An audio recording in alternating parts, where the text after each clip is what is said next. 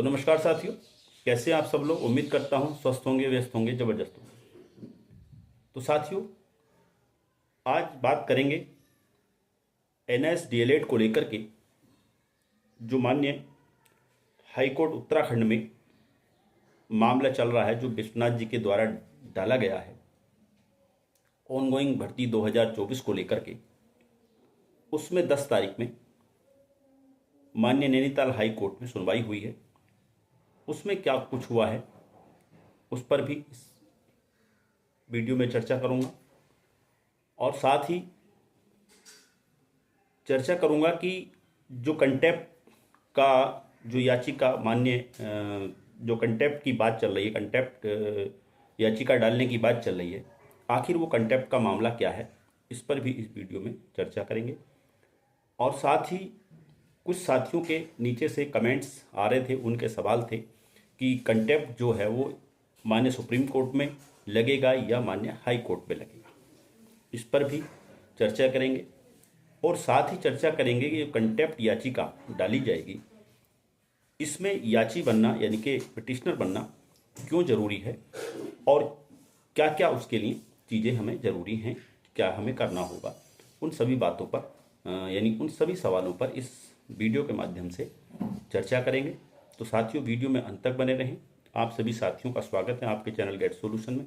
और साथ ही उन सभी साथियों से निवेदन है जो चैनल पर पहली बार विजिट कर रहे हैं, या ऐसे साथी जो चैनल विजिट कर रहे हैं लेकिन सब्सक्राइब नहीं कर रहे हैं, तो उन सभी से निवेदन है चैनल को सब्सक्राइब कर लें, बेल आइकन को हिट कर लें, यानी कि सब्सक्रिप्शन करने में सब्सक्राइब कंजूसी ना करें और सब्सक्राइब जरूर कर लें और बेल आइकन को हिट कर लें, ताकि इस संबंध में जो आने वाली अपडेट्स हों वो आप तक समय से पहुंचती रहें।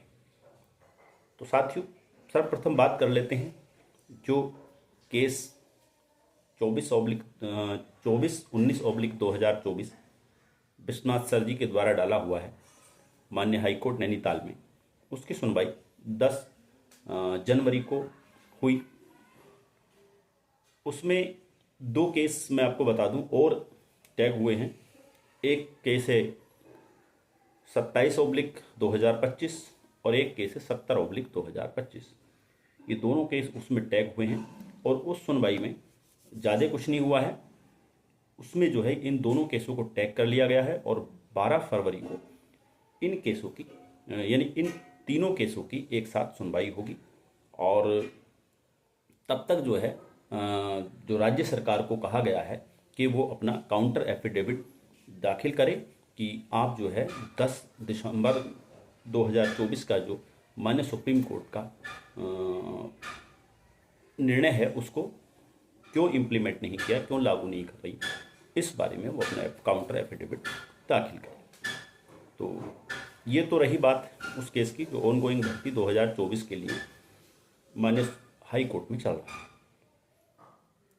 इसके बाद एक मामला मैं आपको पिछली वीडियो के माध्यम से भी मैंने चर्चा किया है कि एक मामला बिन मायाबल वर्सेस उत्तराखंड गवर्नमेंट करके, जिसका डायरी नंबर 323 या केस नंबर 323/2022 था। और उसमें जो निर्णय आया था वो, जहाँ तक मुझे ध्यान है, 14 दिसंबर 2023 को निर्णय आ गया था। यानी माननीय सुप्रीम कोर्ट में जो निर्णय आया था बीएड की एलिजिबिलिटी को लेकर के, जिसमें 28 जून 2018 का जो यानी कि गजट है एनसीटी का, जिसके बिहाफ पर जो है बीएड जो है एलिजिबल था 1 to 5 के लिए, तो उस गजट को माननीय सुप्रीम कोर्ट ने रद्द कर दिया था 11 अगस्त 2023 के अपने निर्णय में। और उसके बाद उसी को आधार मानते हुए माननीय हाईकोर्ट उत्तराखंड ने जो ये केस है बिन मायाबल वाला 323/2022, इसमें निर्णय देते हुए जो सुप्रीम कोर्ट का ऑर्डर है उसका हवाला देते हुए उसने कहा था कि ऑलरेडी जो बीएड की एलिजिबिलिटी है, क्राइटेरिया है, यानी कि जो उसकी योग्यता है या जो 1 to 5 के लिए योग्यता है, उसको ऑलरेडी जो है अपेक्स कोर्ट ने डिसाइड कर रखा है। तो उस बिहाफ पे जो है वो उस याचिका का निस्तारण कर दिया गया था। यानी कि उसमें साफ साफ तौर पे ये समझा जा सकता है कि बीएड जो है वो 1 to 5 के लिए एलिजिबल नहीं था और वो जो उनकी नियुक्ति है वहाँ पे वो इलीगल है। तो उसमें जो है फिर ये लोग 8 अप्रैल 2024 को जयवीर सिंह और एक बंदा और साथ में दोनों लोग जो है माननीय सुप्रीम कोर्ट में जाते हैं। 323/2022 वाला जो केस जिसमें जजमेंट आया था उसको लेकर के, तो वहाँ पे वो याचिका 8 अप्रैल को इनकी खारिज होती है। 8 अप्रैल 2024 को रिव्यू भी इनका उसमें खारिज हो चुका है। यानी कि पूरी तरह से जो बीएड चयनित हैं उत्तराखंड में इस 2020-21 या 19 वाली जो भर्ती है उसमें जो चयनित हैं बीएड वो पूरी तरह से इलीगल हैं और उनकी क्वालिफिकेशन जो है माननीय सुप्रीम कोर्ट ने रद्द की हुई है। तो ऐसे में उसी केस पर कंटेप्ट को लेकर के माननीय नैनीताल हाई कोर्ट में जाने की बात है। यानी ये क्लियर हो जाता है कि जब आदेश माननीय हाई कोर्ट उत्तराखंड का है तो जो कंटेप्ट की याचिका जाएगी वो भी माननीय हाई कोर्ट उत्तराखंड में ही जाएगी। तो कंटेप्ट की याचिका कहाँ जा रही है? उत्तराखंड में जा रही है। और क्या प्रे लेकर के जा रही है कि आपका जो आदेश है 14 दिसंबर 2023 का, उसको अभी तक राज्य सरकार ने या शिक्षा विभाग ने लागू नहीं किया है और बीएड को हटाया नहीं गया है। यानी कि उनकी जो सेवा है वो जो उनकी नियुक्ति थी वो सशर्त थी और वो नितांत अस्थायी थी और उसको जो है अभी तक इन्होंने हटाया नहीं है। तो ये सारी चीज़ें लेकर के जा रहे हैं। अब चूंकि हम एलिजिबल हैं, हम तब भी एलिजिबल थे, हम अब भी एलिजिबल हैं, हमारा डिप्लोमा 1 सेकंड के लिए भी इनवैलिड नहीं था। यानी हम पूरी तरह पात्र थे तब भी और अब भी। तो ये जो वैकेंट हुए हैं, जो ये लगे हैं लोग, जो ये नियुक्ति पाए हैं लोग बीएड वाले, ये हमारी सीटें हैं, हमारा अधिकार है, हमारे अधिकारों का ये अतिक्रमण हुआ हमारे अधिकारों पे। तो उसको लेकर के हम लोग ये कंटेप्ट की याचिका लेकर के जा रहे हैं। तो जाहिर सी बात है स्थिति चीज़ें क्लियर हो गई होंगी कि कंटेप्ट का मामला क्या है और कंटेप्ट कहाँ जा रहा है। ठीक है, अब बात कर लेते हैं कि इस कंटेप्ट वाले मामले में हमें याची बनना क्यों ज़रूरी है।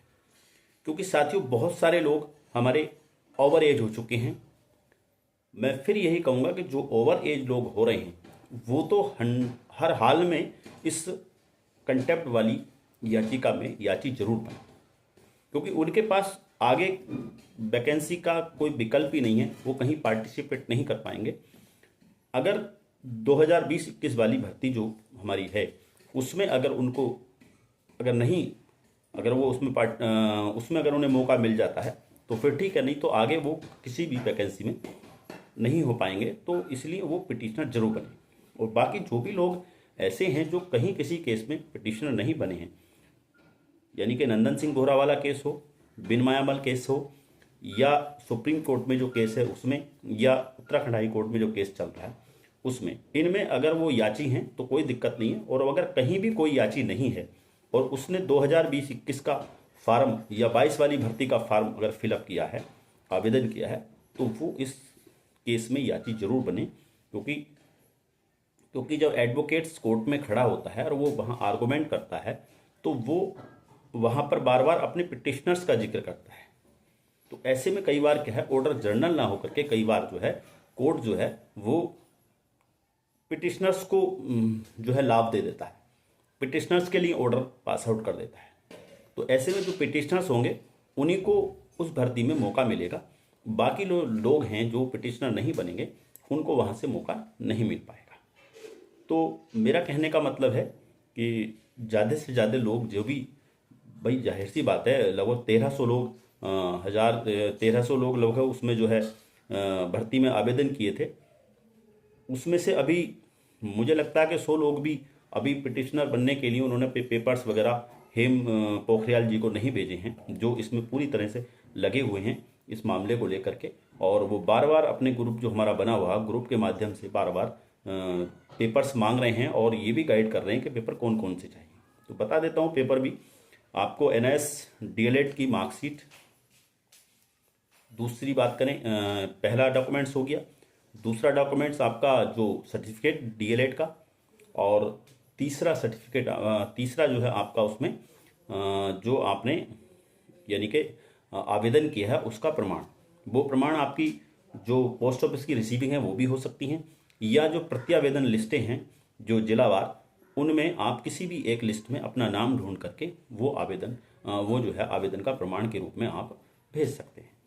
इसके साथ ही आपको चाहिए होगा कि आप 10 अगस्त 2017 को इन सर्विस थे, यानी कि 10 अगस्त 2017 से पहले से और 2019 31 मार्च के बाद तक का अनुभव प्रमाण पत्र आपको चाहिए होगा। तो ये 4 डॉक्यूमेंट्स ही आपने उनको भेजने हैं। और मैंने पिछली वीडियो में भी उनका नंबर आपको दिया था स्क्रीन पे। मैं अब भी स्क्रीन पे जो है जो हेम पोखरियाल जी हैं उनका नंबर लगा दे रहा हूं। उनसे आप जितनी जल्दी हो सके उतनी जल्दी संपर्क करें। कहीं ऐसा ना हो कि आप पिटिशनर बनने से छूट जाएं और फिर बाद में आप कहें कि हम तो साहब पिटिशनर बनने से रह गए और बाद में आप पछताएं। तो मैं फिर यही कहता हूं, नंबर आपकी स्क्रीन पे चल रहा है, आप उस नंबर पे पोखरियाल जी हैं, हेम पोखरियाल जी हमारे साथी, उनसे जो हैं आप संपर्क करें और उनको अपने डॉक्यूमेंट्स भेजें और इसमें याची बने। तो साथियों, जो भी आपके सवाल थे उन सवालों को मैंने इस वीडियो में कवर करने का प्रयास किया है। उम्मीद करता हूं आपके सवालों के जवाब आपको मिल गए होंगे। आप वीडियो में अंत तक बने रहे, इसके लिए आपका बहुत बहुत धन्यवाद। अगली वीडियो में फिर कुछ अपडेट्स जो होंगी उनको लेकर के आपके बीच फिर उपस्थित रहूँगा। तब तक के लिए साथियों नमस्कार, धन्यवाद।